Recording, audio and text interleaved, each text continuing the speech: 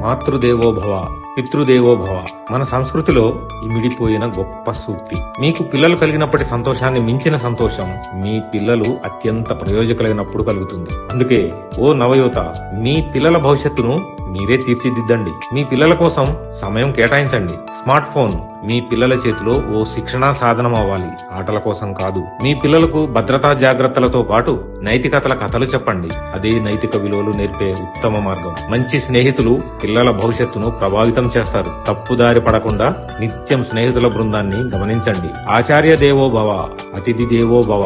గురువులను పెద్దలను గౌరవించడం నేర్పండి. మీ పిల్లల భవిష్యత్తు మీ చేతుల్లోనే ఉంది.